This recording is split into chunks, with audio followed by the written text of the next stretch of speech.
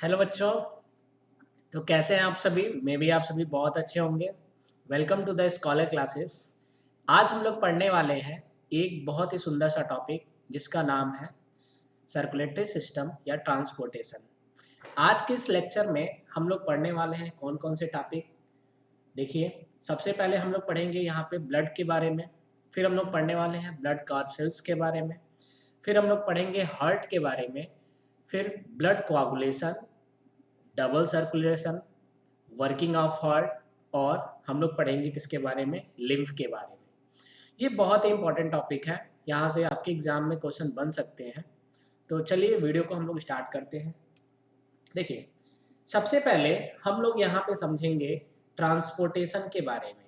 Transportation होता क्या है? ट्रांसपोर्टेशन मीन्स क्या है कि हमारे बॉडी के अंदर बहुत सारे न्यूट्रिएंट्स या ऑक्सीजन या हार्मोन या वाटर हमारे बॉडी को रिक्वायर होती है, और ये हमारे बॉडी के एक पार्ट से दूसरे पार्ट पे क्या होते हैं, ट्रांसफर होते हैं। इसी प्रोसेस को नाम दिया जाता है क्या, ट्रांसपोर्टेशन।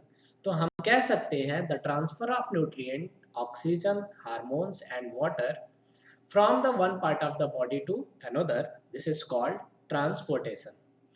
अब ट्रांसपोर्टेशन में क्या क्या चीजें हैं, देखिए जैसे एग्जांपल में हम समझे, जैसे हम बात करते हैं न्यूट्रिएंट्स की।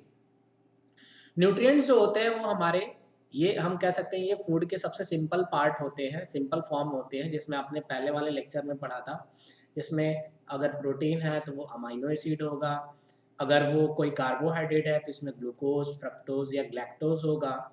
इसके अलावा अगर आप बात करते हैं फैट की तो उसमें फैटी एसिड या ग्लिसरॉल होगा। ये सभी जो होते हैं ये न्यूट्रिएंट जाते हैं स्मॉल इंटेस्टाइन से सेल में। कैसे जाते हैं? ट्रांसपोर्टेशन के थ्रू। इसके थ्रू आप देखोगे लंग्स की अगर हम बात करते हैं तो लंग्स में ऑक्सीजन होता है, और वो ऑक्सीजन लंग से सेल तक ट्रांसफर होता है। कैसे ट्रांसफर होता है? ट्रांसपोर्टेशन के थ्रू। ग्लैंड की बात करें, हमारे बॉडी के अंदर बहुत सारे ग्लैंड्स होते हैं जिसको हम इंडोक्राइन ग्लैंड कहते हैं। हम बात कर रहे हैं किसकी? इंडोक्राइन ग्लैंड की।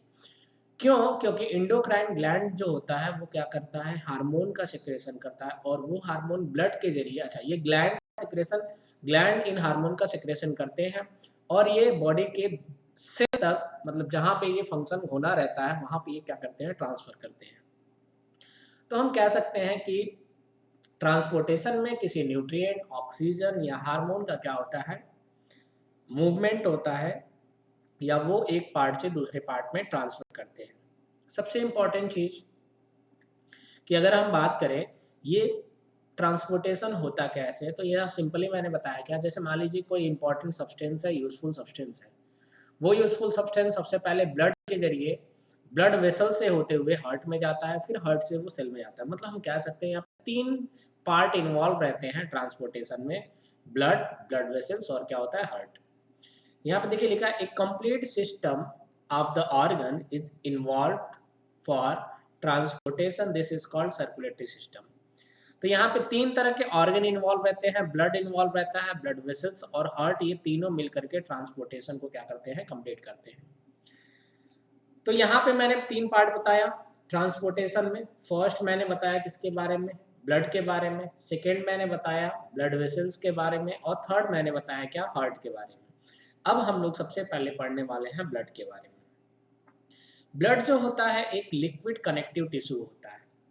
आप इसको टिश्यू चैप्टर में आपने पढ़ा होगा, लोअर क्लास में आपने पढ़ा होगा कि ब्लड जो होता है एक लिक्विड कनेक्टिव टिश्यू होता है, और ब्लड के दो कंपोनेंट होते हैं। इसमें फर्स्ट जो होता है जिसको हम कहते हैं प्लाज्मा, और सेकेंड जो होता है जिसको हम कहते हैं क्या, ब्लड कार्सेल्स। प्लाज्मा जो होता है वो 60 या 55% पार्ट होता है ब्लड का, सबसे ज़्यादा ये पार्ट होता है। सेकेंड जो पार्ट है 40, या जिसको हम कह सकते हैं 45% पार्ट ब्लड का जो होता है, इसको हम कहते हैं क्या, ब्लड कार्सेल्स। प्लाज्मा के, अच्छा इसके अलावा ब्लड की एक और खास बात है, ब्लड जो होता है वो स्लाइटली बेसिक होता है, मतलब इसकी पीएच वैल्यू 7.4 होती है। एक मेल के अंदर 5 to 6 लीटर ब्लड होगा, लेकिन फीमेल के अंदर 4 to 6 लीटर ब्लड पाया जाता है। हमेशा 1 लीटर जो होता है ये फीमेल के अंदर कम होता है। ब्लड के कंपोनेंट को थोड़ा सा और डिटेल में थोड़ा सा हम देखें तो ब्लड के कंपोनेंट में प्लाज्मा आ जाएगा, ब्लड कार्सेल्स आ जाएंगे, प्लाज्मा 60 या इसको हम कह सकते हैं 45%, और जो कॉर्पसेल्स होंगे या 40 या 45% ये होते हैं। सबसे ज़्यादा प्लाज्मा में आप देखोगे तो सबसे ज़्यादा इसमें वाटर का कंटेंट होता है। इसके अलावा इसमें प्रोटीन आपको मिलेंगे, मिनरल्स आपको मिलेंगे, ग्लूकोज आपको मिलेगा, कुछ अदर सब्सटेंसेस होते हैं जो 10% ही पाया जाता है। सबसे इम्पॉर्टेंट चीज़ कि प्लाज्मा का फंक्शन क्या है। ये क्या करता है, न्यूट्रिएंट और हार्मोन को बॉडी के एक पार्ट से दूसरे पार्ट में ट्रांसफर करने का काम करता है। ये सबसे इम्पॉर्टेंट काम इसका। तो क्या काम है प्लाज्मा का? प्लाज्मा न्यूट्रिएंट और हार्मोन, न्यूट्रिएंट मीन्स आपने समझ सकते हैं, हम किसी अमाइनो एसिड की बात कर रहे हैं, या हम किसी ग्लूकोज या फ्रक्टोज या ग्लैक्टोज की बात कर रहे हैं जो एक कार्बोहाइड्रेट है, या हम किसी जो है फैटी एसिड और ग्लिसरॉल की बात कर रहे हैं।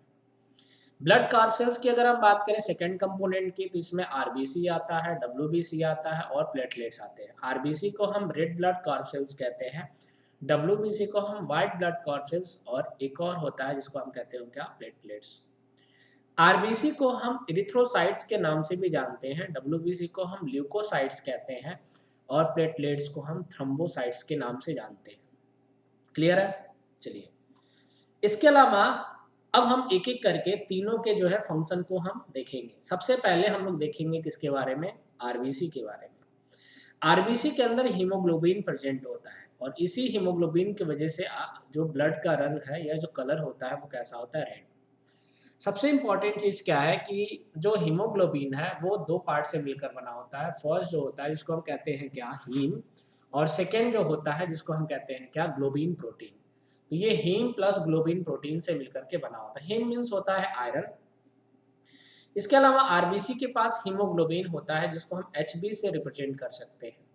ये हीमोग्लोबिन जो होता है ये रेड कलर प्रोवाइड करता है ब्लड को, साथ साथ ये ऑक्सीजन और CO2 के ट्रांसफर में हेल्प करता है।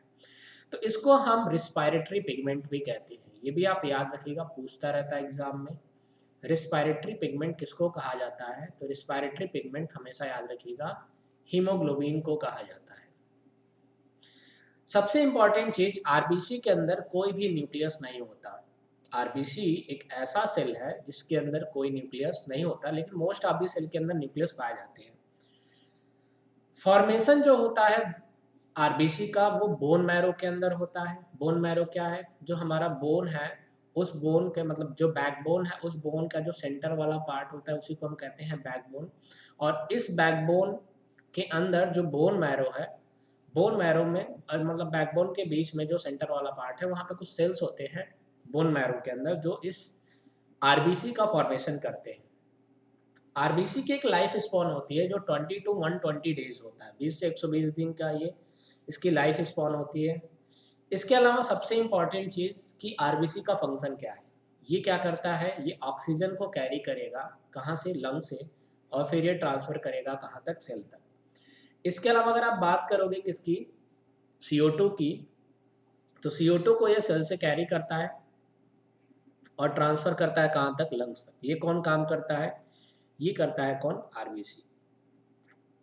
अब हम बात करेंगे किसकी, यहाँ पे हम कुछ चीज़ें और देखते हैं। अगर आप बात करते हो आरबीसी की, तो कभी कभी क्या होता है कि आरबीसी की डिफिशियंसी हो जाती है, और इस डिफिशियंसी की वजह से कौन सा डिजीज होता है, एनीमिया।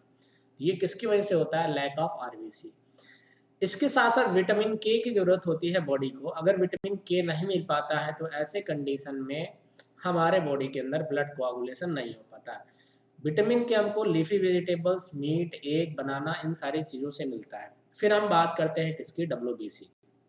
डब्ल्यूबीसी को कहा जाता है वाइट ब्लड कॉर्पसेल्स। सबसे इंपॉर्टेंट चीज़ कि ये एक ऐसा सेल है जहाँ पे न्यूक्लियस आपको देखने को मिलेगा। इसका भी फॉर्मेशन सेम जैसे आरबीसी है वैसे इसका भी फॉर्मेशन बोन मैरो में होता है। इसकी लाइफ स्पॉन 2 to 4 डेज ही होती है, जबकि आपने देखा था आरबीसी की जो लाइफ स्पॉन थी वो कितनी थी, 120 डेज का होता है। सबसे इंपॉर्टेंट चीज़ आपको याद रखना है इसके फंक्शन की। आरबीसी का फंक्शन था ये ऑक्सीजन और CO2 को ट्रांसपोर्ट करने में हेल्प करता है, और इसमें कौन करता है, इसमें हीमोग्लोबिन करता है।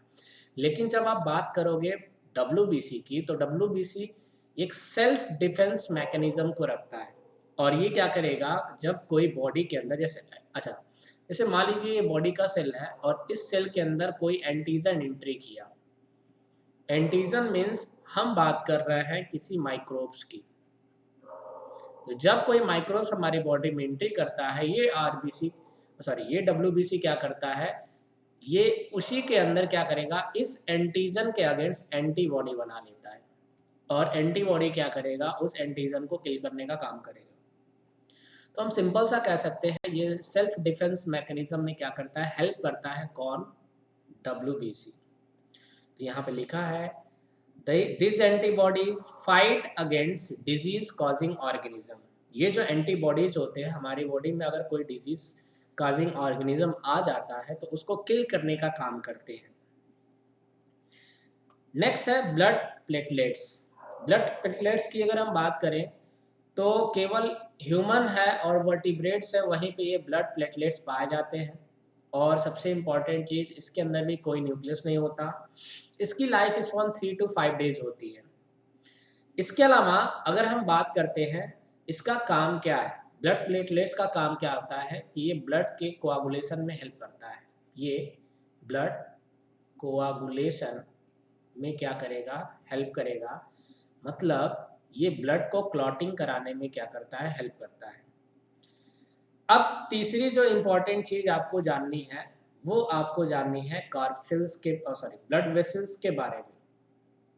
तो हम लोग पढ़ने वाले हैं किसके बारे में, ब्लड वेसल्स। अच्छा, वैसे इससे पहले हम लोग जानते हैं ब्लड के बारे में। ब्लड आपके बॉडी में दो टाइप के होते हैं, एक प्योर होता है और सेकंड जो होता है वो क्या होता है, इम्प्योर। प्योर ब्लड में आपको ऑक्सीजन मिलेगा और इम्प्योर ब्लड में आपको क्या मिलेगा, CO2 मिलेगा।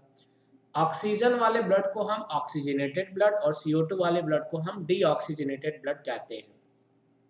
ब्लड वेसल्स एक नेटवर्क होता है और इसमें आपको 3 तरह के ब्लड वेसल्स मिलेंगे। फर्स्ट आर्टरी, सेकंड वीन्स और थर्ड जो होता है जिसको हम कहते हैं क्या, कैपिलरीज।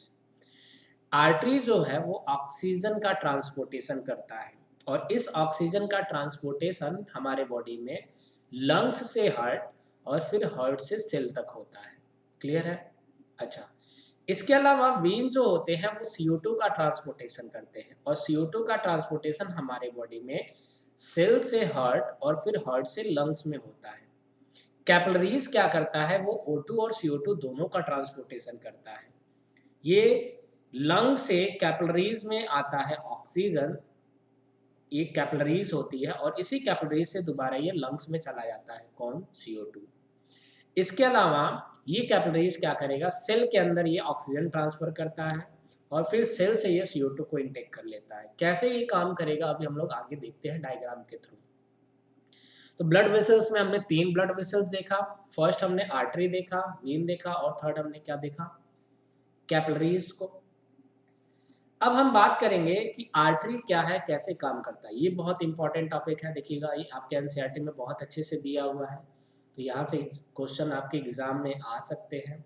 आर्टरी जो होता है ये एक ऐसा वेसल्स है जिसमें ऑक्सीजन का ट्रांसपोर्टेशन होता है और आर्टरी जो होते हैं वो क्या होते हैं, थिक वॉल्ड वेसल्स वाले होते हैं। मतलब इनके जो वॉल होते हैं वो थिक होते हैं। कैसे? ये मान लीजिए एक हमने बनाया है क्या, एक आर्टरी या एक ट्यूब है जिसको आप डक्ट कह सकते हैं।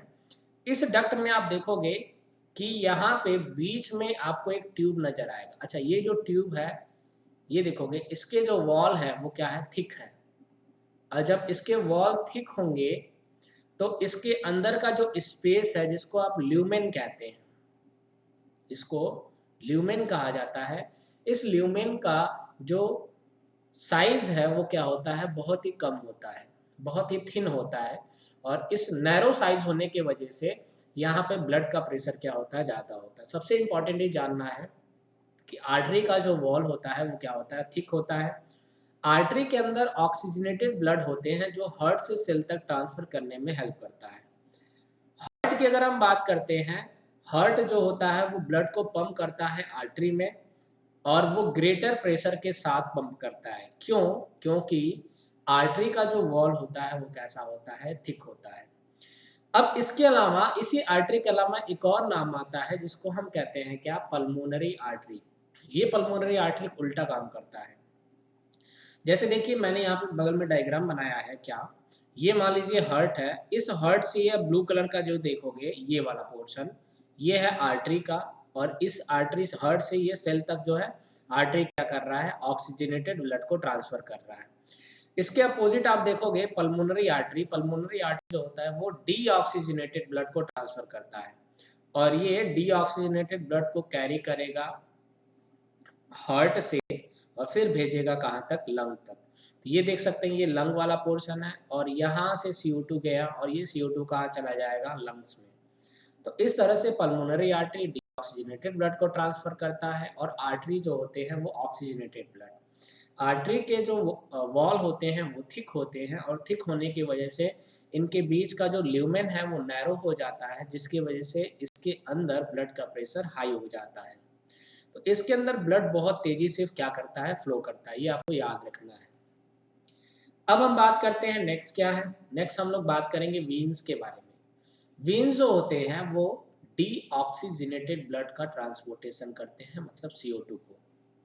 और इनके जो वॉल होते हैं, इनके वॉल बहुत थिन होते हैं, जिसकी वजह से बीच का जो ल्यूमेन पोर्शन है वो ब्रॉड हो जाता है। और जब ये ल्यूमेन पोर्शन ब्रॉड होगा तो इनके अंदर ब्लड का फ्लो धीरे धीरे होगा, मतलब जो ब्लड का प्रेशर है वो क्या होता है, वो वीन्स में कम होता है।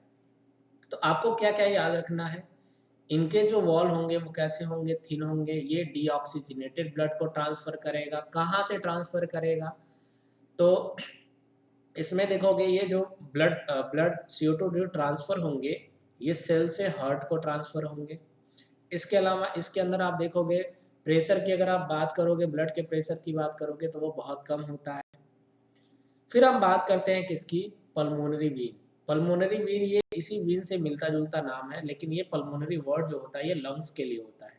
मतलब ऐसे वीन्स या ऐसे आर्टरी जो लंग्स से जुड़े होते हैं उसको हम पल्मोनरी कहते हैं। तो ये ऑक्सीजनेटेड ब्लड को ट्रांसफर करेगा और ये कैरी करते हैं किसको, ऑक्सीजनेटेड ब्लड को।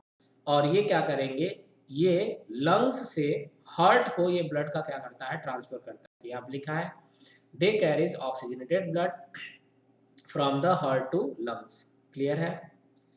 अब यहाँ पे हम नेक्स्ट समझते हैं किसको, कैपिलरीज को। सबसे इंपॉर्टेंट चीज आपको यहाँ पे क्या याद रखना है, कैपिलरीज के वॉल जो होते हैं थिन होते हैं और इस नैरो ब्लड वेसल्स के होने की वजह से अगर आप देखोगे तो इसके अंदर भी ब्लड का प्रेशर क्या होता है, कम होता है। इसके अलावा ये टर्मिनल एंड पे होते हैं आर्टरी के और किसके, वीन के। एक साइड में जैसे देखोगे ये जो पोर्शन है आपको यहाँ पे जो दिख रहा है ये है कौन सा, कैपिलरीज वाला। एक साइड से ये आर्टरी है और एक साइड से ये क्या है, वीन है। तो ये दोनों टर्मिनल पोर्शन पे होते हैं। सबसे इंपॉर्टेंट चीज कि कैपिलरीज का जो वॉल होता है वो परमिएबल होता है। परमिएबल मीन्स इनसे कुछ चीजें आसानी से सेल्स में चली जाती हैं और फिर सेल से दोबारा इनमें आ जाती हैं।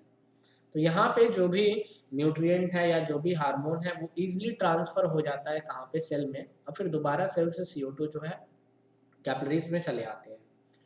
Blood flow very slowly in the capillaries. Blood का फ्लो जो होता है कैपिलरीज में बहुत धीमा होता है। क्यों होता है, क्योंकि इसके वॉल थिन होते हैं और इस थिन वॉल होने की वजह से इनका ल्यूमेन जो होता है वो नैरो होता है। क्लियर है। चलिए अब यहाँ पे हम समझते हैं मेंटेनेंस, या हम कह सकते हैं ब्लड कोआगुलेशन की स्टेप के बारे में। ये भी एनसीईआरटी में आप देख सकते हैं, इसको भी ये दिया गया है एनसीईआरटी में, ये भी इंपॉर्टेंट टॉपिक है। ब्लड कोआगुलेशन क्या होता है कि जब आपकी बॉडी कहीं पे कट कर जाती है उस दौरान आपका ब्लड फ्लो करने लगता है, कुछ टाइम बाद आप देखोगे वो ब्लड फ्लो करना बंद हो जाता है। इसी प्रोसेस को कहा जाता है कोआगुलेशन। तो ये कोआगुलेशन होता कैसे है, इस कोआगुलेशन में प्रोसेस में सबसे पहले कोई इंजर्ड टिश्यू होता है और वो क्या करता है, वो ब्लड प्लेटलेट्स को रखता है, वो रिलीज करता है किसको, थ्रोम्बोप्लास्टिन को। तो जो कटा हुआ पार्ट है वहां से थ्रोम्बोप्लास्टिन रिलीज होता है। अच्छा, ये कब होता है, जब प्लेटलेट्स जो होता है वो ब्रश कर जाता है तब ये थ्रोम्बोप्लास्टिन रिलीज होगा। अब ये थ्रोम्बोप्लास्टिन क्या करता है, ये थ्रोम्बोप्लास्टिन प्रोथ्रोम्बिन के साथ जुड़ करके और कैल्शियम के साथ जुड़ करके उस प्रोथ्रोम्बिन को थ्रोम्बिन में कन्वर्ट कर देता है। और फिर ये थ्रोम्बिन क्या करेगा, ये फाइब्रिनोजन से जुड़ेगा जो लीवर सेक्रेट करता है और उसको फाइब्रिन में कन्वर्ट करेगा। तो थ्रोम्बिन फाइब्रिनोजन को फाइब्रिन में कन्वर्ट करने का काम करता है और लास्ट में फाइब्रिन जो होते हैं ब्लड के अदर कंपोनेंट के साथ जुड़ करके ब्लड का कोआगुलेशन कैसे कर देते हैं। तो ये जो स्टेप होता है, इसी स्टेप को हम कहते हैं क्या, ब्लड कोआगुलेशन या ब्लड क्लॉटिंग कहा जाता है। तो इस तरीके से हमारे बॉडी में क्या होता है, ब्लड का कोआगुलेशन होता है। प्रोथ्रोम्बिन जो होता है ये हमारा ब्लड सिक्रेट करता है, ब्लड के अंदर से सिक्रेट होता है, लेकिन फाइब्रिनोजन का सिक्रेशन जो होता है वो क्या करता है, लीवर करता है। क्लियर है? चलिए नेक्स्ट हम बात करते हैं किसकी, हार्ट की। ये भी बहुत इंपॉर्टेंट टॉपिक है, यहाँ से भी क्वेश्चन आते रहते हैं। चलिए समझते हैं हम हार्ट के बारे में।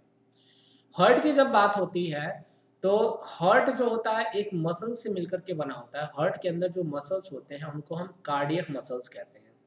ह्यूमन का हार्ट जो होता है वो 4 चेम्बर का होता है। 2 चेम्बर होते हैं। अपर साइड में जो चेम्बर होता है जिसको हम ऑरिकल कहते हैं, राइट ऑरिकल, राइट वेंट्रिकल। ये देखिएगा राइट ऑरिकल है और ये राइट वेंट्रिकल है।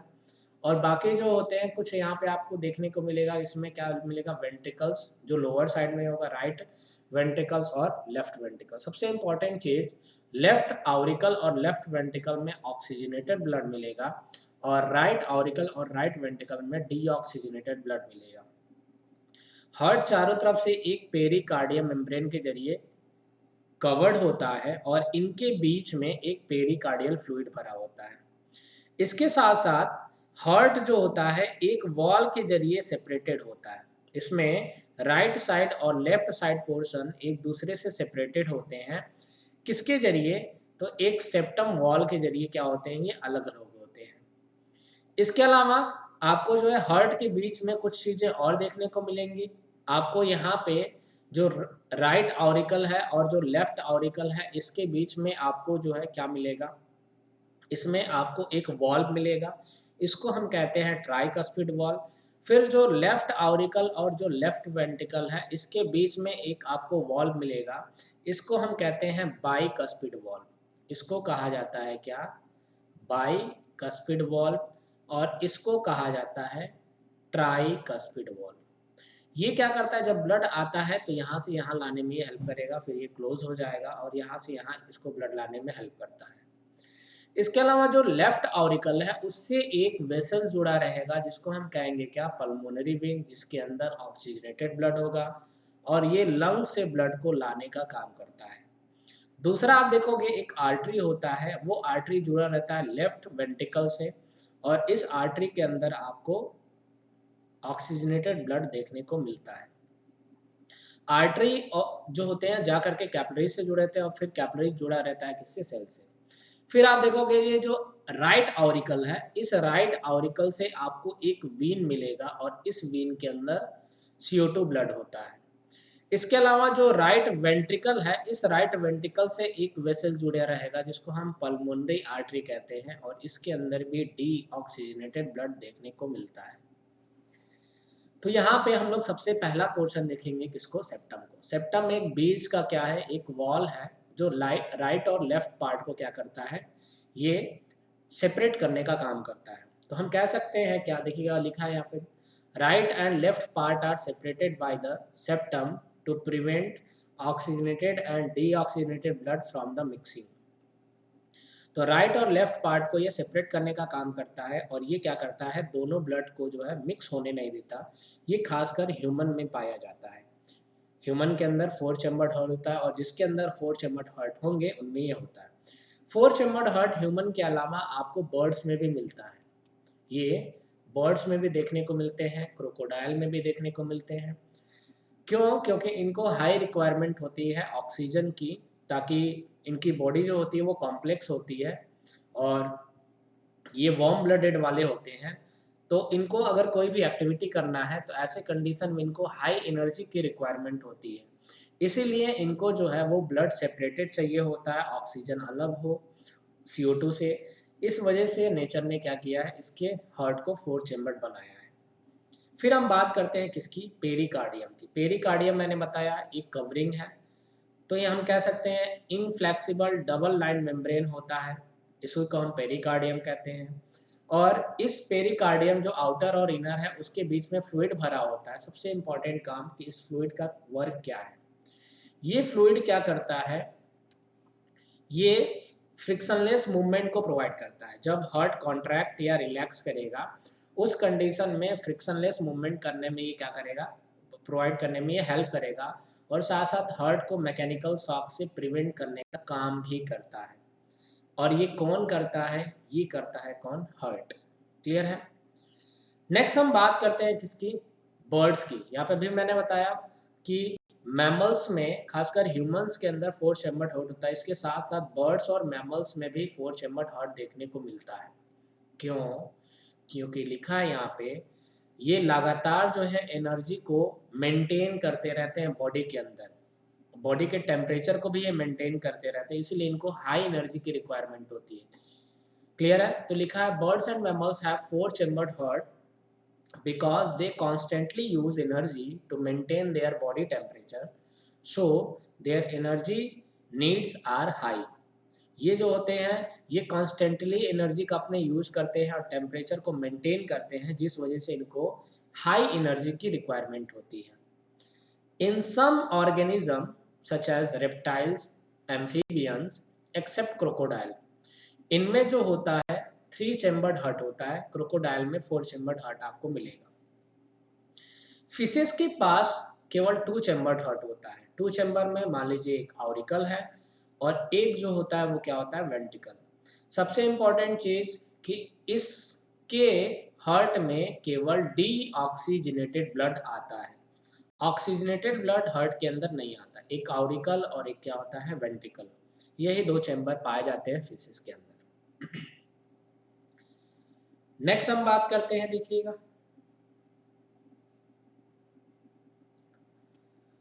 डबल सर्कुलेशन क्या है, इसका डिफिनीशन आता रहता है, एग्जाम में पूछता रहता है। डबल सर्कुलेशन मीन्स हम कह सकते हैं जब हार्ट के अंदर ब्लड की एंट्री 2 बार होती है, 2 टाइम्स बार होता है, इसी को नाम दिया जाता है क्या, डबल सर्कुलेशन। कैसे? लंग से जब ब्लड आता है हार्ट के अंदर लेफ्ट आर्टरी में, तो एक बार एंट्री वहां हो गई। दूसरा, जब सेल से हार्ट के अंदर ब्लड आता है वीन्स के जरिए, तो दूसरी एंट्री वहां हो गई। तो एक बार ब्लड यहां से इसमें आया, दूसरी बार ब्लड यहां से इसमें आया। इस तरह से हार्ट के अंदर 2 टाइम्स या 2 बार एंट्री होती है, और तब जाकर के 1 कार्डियक साइकिल कंप्लीट होता है। तो हम यहाँ पे देख सकते हैं इन मैमल्स और vertebrates the blood enter into the heart twice in 1 cycle. एक बार में ये 2 बार जो है ये हार्ट के अंदर ब्लड की एंट्री होती है, इसी को नाम दिया जाता है क्या, डबल सर्कुलेशन कहा जाता है। तो इस डेफिनेशन को आप याद रखिएगा, पूछ सकता है क्या होता है डबल सर्कुलेशन। क्लियर है। अच्छा, अब हम बात करेंगे वर्किंग ऑफ हार्ट की। हमारा हार्ट जो होता है वो काम कैसे करता है। हमेशा याद रखिएगा हार्ट की वर्किंग जो होती है वो डिपेंड करती है मसल्स पे।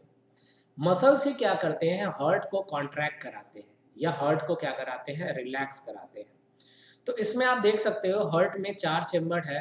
ये देखिएगा, ये हम कवर कर रहे हैं, देखिएगा ये राइट एट्रियम है, ये पोर्शन राइट वेंट्रिकल का है, ये पोर्शन लेफ्ट एट्रियम का है, और ये पोर्शन लेफ्ट वेंट्रिकल का है। ये 4 चैम्बर्ड हार्ट हो गए।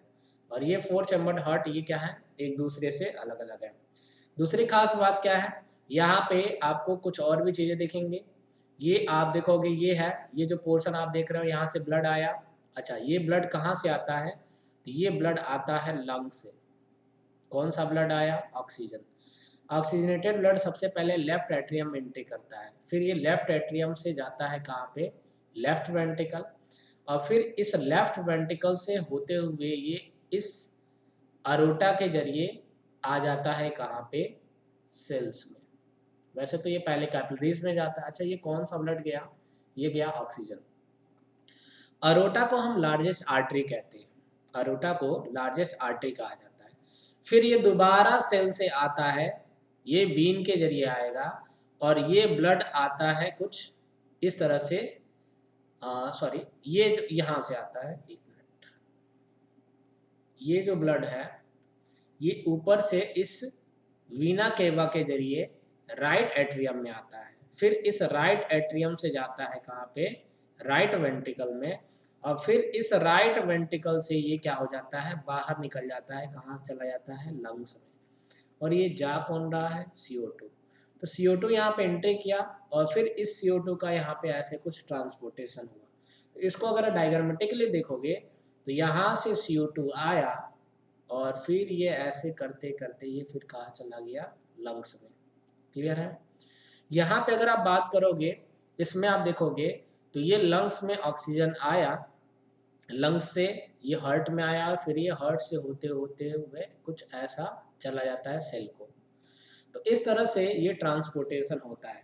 अच्छा, यहाँ पे अगर हम समझे तो हम ऐसे भी इसको समझ सकते हैं। देखिएगा, इस पार्ट में अगर आप देखें तो सबसे पहले जो ऑक्सीजनेटेड ब्लड है वो कहाँ होता है, लंग्स में। फिर उस लंग से आता है कहाँ पे, पल्मोनरी वीन के अंदर। फिर पल्मोनरी वीन से आता है लेफ्ट एट्रियम में। फिर ये लेफ्ट एट्रियम से आता है लेफ्ट वेंट्रिकल में। फिर ये लेफ्ट वेंट्रिकल से आता है अरोटा में। अरोटा से फिर आएगा ये आर्टरी में। आर्टरी से फिर ये आएगा कैपिलरीज में, और फिर ये कैपिलरीज से आ जाता है कहाँ पे, सेल्स में। और ये गया कौन, तो ये होता है ऑक्सीजनेटेड ब्लड। ये देखिएगा, ये पहुंच गया कहाँ पे। अब ये यहीं पे एक CO2 भी बनेगा। यहीं पे क्या बनेगा, CO2। तो वो CO2 क्या करेगा, उसका ट्रांसपोर्टेशन कैसे होगा, तो वो CO2 सबसे पहले सेल्स में रहेगा। यहाँ पे कौन रहेगा, CO2। अब ये CO2 सब उसके बाद सेल से जाएगा कैपिलरीज में। ये जाएगा किसमें, कैपिलरीज। फिर ये कैपिलरीज से जाता है किसमें, वीन या वीना केवा जिसको हम कहते हैं। इसको हम वीना केवा कह सकते हैं। वीना केवा दो टाइप का होता है, एक सुपीरियर और एक होता है इन्फीरियर। इन्फीरियर को हम लार्जेस्ट वीना केवा कहते हैं। फिर वीना केवा से फिर ये चला जाता है राइट एट्रियम में। फिर राइट एट्रियम से जाता है ये कहाँ पे, राइट वेंट्रिकल में। और फिर ये राइट वेंट्रिकल से जाता है कहाँ पे, पल्मोनरी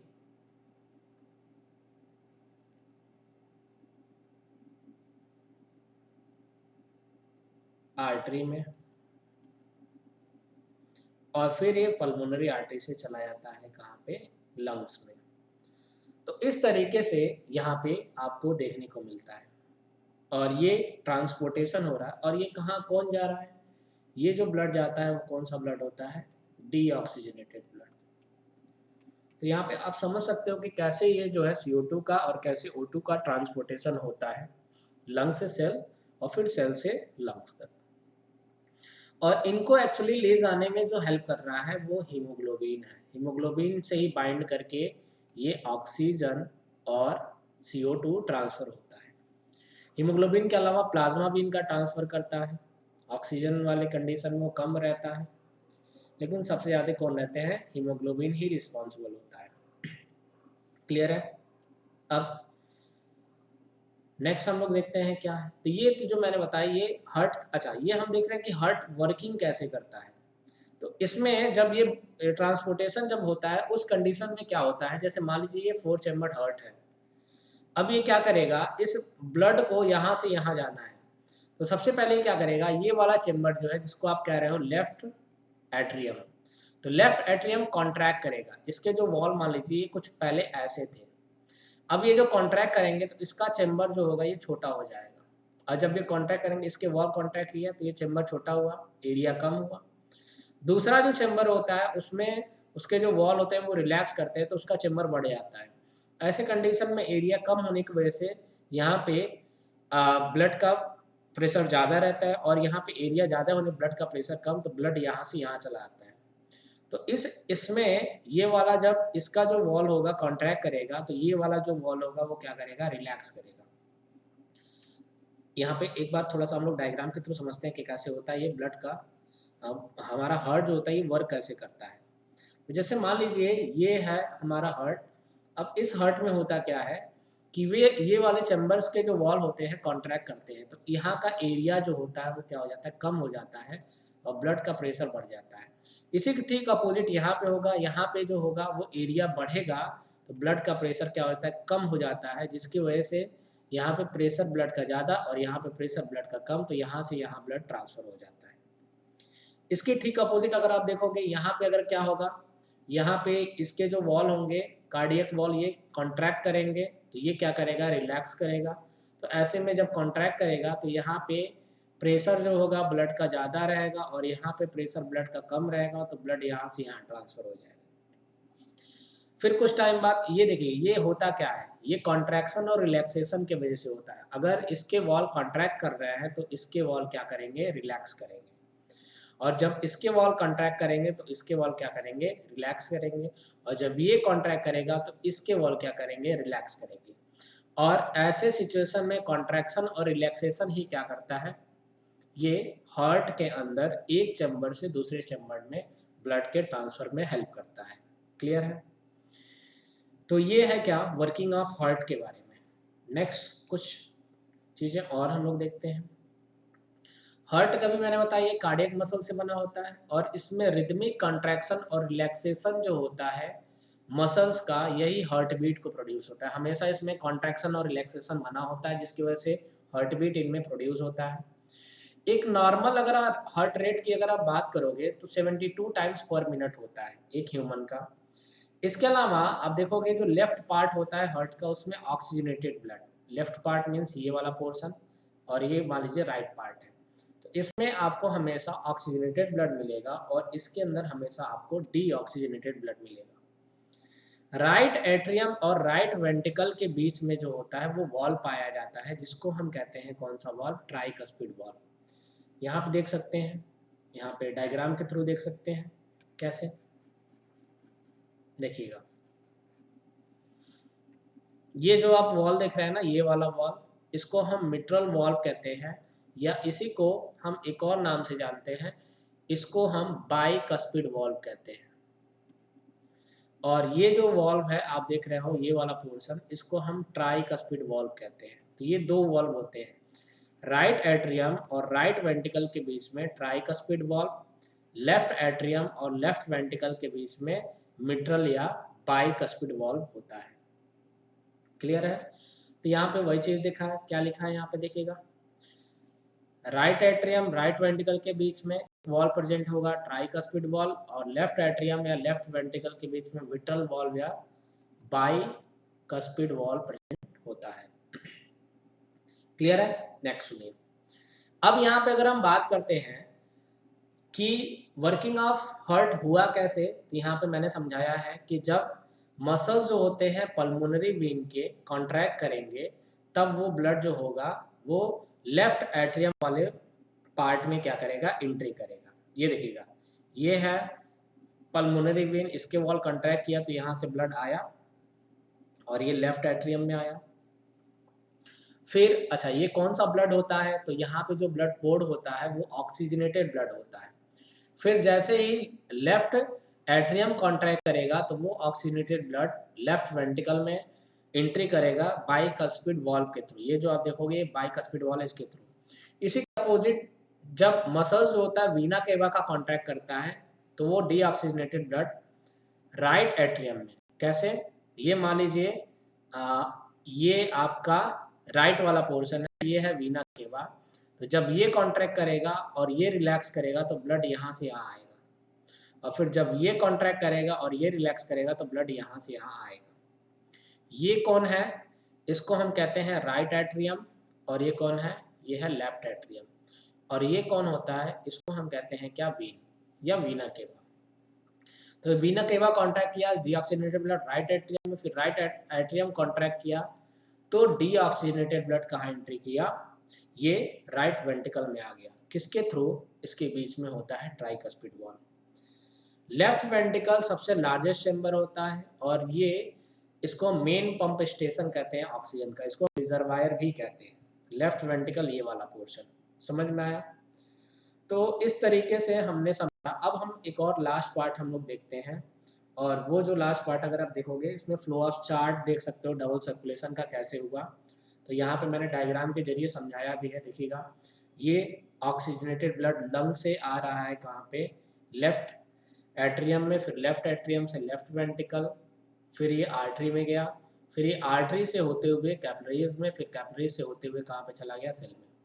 दूसरा मैंने CO2 बनाया, CO2 आया कैपिलरीज, फिर वीन, फिर वीन से होते हुए ये राइट एट्रियम, फिर राइट एट्रियम से राइट वेंट्रिकल्स, फिर राइट वेंट्रिकल से होते हुए कहाँ पहुँच गया, ये लंग्स के अंदर। तो इस तरह से आप फ्लो चार्ट देख सकते हो किसका, डबल सर्कुलेशन का। ऐसे ब्लड का सर्कुलेशन बॉडी के अंदर होता है। नेक्स्ट हम लोग समझते हैं, देखिए क्या है यहाँ पे, कुछ चीजें और समझनी है क्या। यहाँ पे अगर हम बात करते हैं stage of contraction of heart की, तो उसको हम कहते हैं क्या, सिस्टोल। और जो रिलैक्सेशन होता है हार्ट के, उसको हम कहते हैं क्या, डायस्टोल। मतलब अगर हार्ट जो होगा कॉन्ट्रैक्ट करेगा, उसके मसल्स कॉन्ट्रैक्ट करेंगे, तो उसको हम कहते हैं क्या, सिस्टोल। और जब रिलैक्स करता है तो उसको हम क्या नाम देते हैं, डायस्टोल। वन सिस्टोल और वन डायस्टोल ये कंप्लीट करते हैं किसको, कार्डियक साइकिल को।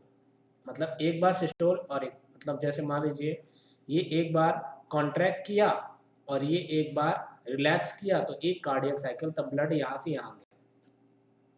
The force exerted by the blood against the wall of vessels is called blood pressure। जो फोर्स एग्जर्ट होता है ब्लड के अगेंस्ट वॉल के जरिए, उसको नाम दिया जाता है क्या, ब्लड प्रेशर नाम दिया जाता है। Blood pressure is measured an instrument, जिसको हम स्फिग्नोमैनोमीटर कहते हैं। नॉर्मल सिस्टोलिक और डायस्टोलिक प्रेशर जो होता है वो ब्लड प्रेशर का 120 mmHg या 80 mmHg होता है, ये नॉर्मल को रिप्रेजेंट करता है। इससे अगर एबव जाता है तो ब्लड प्रेशर जो होता है वो क्या कर जाता है, इंक्रीज कर जाता है। नेक्स्ट हम बात करते हैं, अगर किसी भी टाइप के नॉर्मलिटीज आती है हार्ट बीट के अंदर, उसको एक इंस्ट्रूमेंट के जरिए रिकॉर्ड किया जाता है, जिसको हम इलेक्ट्रोकार्डियोग्राफ कहते हैं। आपने सीरियल में देखा होगा कि कुछ ऐसे जो है लाइनिंग चलती है, और फिर ये लाइनिंग ऐसे चलती है। अगर ये लाइनिंग सीधे हो जाए तो उसका हार्ट काम करना बंद कर देता है और उस पर्सन की डेथ हो जाती है। तो ये जो ग्राफ देख रहे हैं उसी को हम कहते हैं क्या, इलेक्ट्रोकार्डियोग्राफ कहा जाता है। और जो इंस्ट्रूमेंट होता है उसको हम कहते हैं क्या, इलेक्ट्रोकार्डियोग्राम के नाम से जाना जाता है। क्लियर है? तो ये हमने कंप्लीट देखा हार्ट के बारे में। अब हम लोग लास्ट टॉपिक देखेंगे, जिसका नाम क्या है, लिम्फ। देखिए लिम्फ क्या है, हमारे बॉडी के अंदर एक हमने देखा क्या, एक हमने फ्लूइड को देखा, और उस फ्लूइड का नाम था क्या, ब्लड। लेकिन हमारे बॉडी में एक अनदर टाइप का फ्लूइड होता है जिसको कहा जाता है क्या, लिम्फ। लिम्फ जो होता है वो एक अनदर टाइप का सर्कुलेटरी फ्लूइड होता है बॉडी के अंदर, और इसको हम टिश्यू फ्लूइड या एक सेलुलर फ्लूइड के नाम से भी जानते हैं। A complete lymphatic system runs in the human body. हमारे बॉडी में एक कंप्लीट लिम्फेटिक सिस्टम रन करता है, जिसमें इंक्लूड होता है लिम्फ ग्लैंड, लिम्फ नोड और लिम्फ वेसल्स होते हैं। सबसे इंपॉर्टेंट चीज, लिम्फ बनता कैसे है, इसका फॉर्मेशन कैसे होता है, ध्यान से सुनिएगा। ये देखिएगा, ये कैपिलरीज है और ये सेल है। तो कैपिलरी और सेल, अब देखिए आर्टरी के वॉल जो होते हैं वो थिक होते हैं, जिसकी वजह से हाई प्रेशर होता है आर्टरी के अंदर। और जब हाई प्रेशर वाला ब्लड आता है कैपिलरीज में, तो बहुत तेज प्रेशर के साथ आएगा। और आपको पता है कैपिलरीज के वॉल जो होते हैं वो परमिएबल होते हैं। तो ऐसे कंडीशन में जब वो सेमी परमिएबल होंगे, तो उस वॉल के जरिए जो इंपॉर्टेंट सब्सटेंसेस है वो सेल के बीच में जो इंटरसेलुलर स्पेसेस है, उस स्पेसेस में जाकर के कलेक्ट हो जाता है। और जो सब्सटेंसेस कलेक्ट होते हैं उसी को हम नाम देते हैं क्या, टिश्यू फ्लूइड या एक्सेलुलर फ्लूइड। क्लियर है? और वही एक्सेलुलर फ्लूइड कहलाता है क्या, लिम्फ।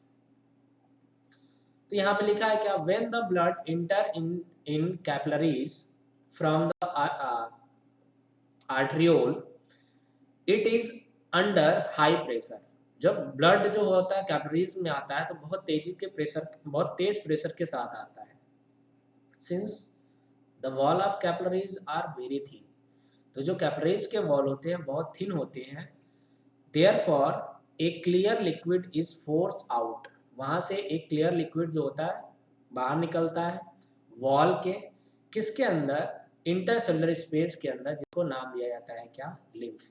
तो लिम्फ क्या है, एक कलरलेस फ्लूइड होता है जो इंटरसेलुलर स्पेसेस के बीच में क्या होता है, वो कलेक्ट होता है और उसी को नाम दिया जाता है क्या, लिम्फ कहा जाता है। क्लियर है। सबसे इंपॉर्टेंट चीज कि इनका फंक्शन क्या है। लिम्फ के अगर आप फंक्शन की बात करोगे तो ये क्या करता है, ये लिम्फ ऑक्सीजन को, फूड न्यूट्रिएंट को और कुछ यूजफुल सब्सटेंसेस को क्या करता है, सेल के अंदर भेजने का काम करता है। CO2 को नहीं, सॉरी, ये CO2 को कैरी नहीं करता, ये कुछ वेस्ट प्रोडक्ट को जो है सेल से कैरी करने का काम करता है। लिम्फ क्या है, ये स्पेस के बीच में फॉर्म करता है, सेल के स्पेस के बीच में, इसको हम एक्स्ट्रा सेलुलर स्पेस कहते हैं। फिर ये लिम्फ कैपिलरीज में जाएगा, फिर लिम्फ कैपिलरीज से लिम्फ वेसल्स में, फिर ये जो वेन्स होते हैं उसके अंदर ये ट्रांसफर हो जाता है। लिम्फ येलो कलर का या हम कलरलेस फ्लूइड भी कह सकते हैं। सबसे इंपॉर्टेंट चीज क्या है कि लिम्फ के पास जो होते हैं वो लिम्फोसाइट्स होते हैं और ये फाइट करता है इन्फेक्शन के अगेंस्ट, इसका काम है, ये वर्क है, आपको याद रखना है। लिम्फ लिम्फोसाइट्स को रखते हैं और ये किसी इन्फेक्शन के अगेंस्ट क्या करते हैं, वर्क करते हैं। इसके पास कोई भी WBC या कोई भी प्लेटलेट्स नहीं होता, ये ब्लड के सिमिलर होता है इनमें, लेकिन इनमें RBC और प्लेटलेट्स नहीं होते, इनमें WBC पाए जाते हैं। लिम्फ जो होता है वो फ्लो करता है केवल एक डायरेक्शन में, टिश्यू से हार्ट तक, ये केवल एक ही डायरेक्शन में इसका फ्लो होता है। लिम्फेटिक सिस्टम जो होते हैं वो मेंटेन करते हैं बैलेंस को बिटवीन द टिश्यू फ्लूइड और ब्लड, इसके बीच में ये क्या करते हैं, ये इनके बैलेंस को क्या करते हैं, मेंटेन करते हैं।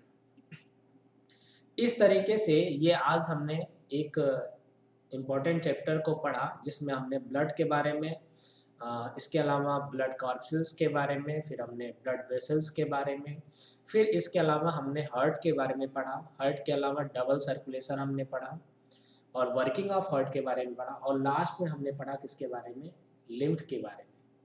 तो आज का लेक्चर जो है यहाँ पे जो है समाप्त होता है। और अगर आपको ये वीडियो अच्छा लगा होगा तो अपने फ्रेंड को भी ये शेयर कर सकते हैं, उनको जो है बहुत ज़्यादा ये हेल्प मिलने वाला है, आपको भी ये बहुत ज़्यादा हेल्प करेगा आपके एग्ज़ाम में, बोर्ड के एग्ज़ाम में। तो मिलते हैं नेक्स्ट वीडियो में।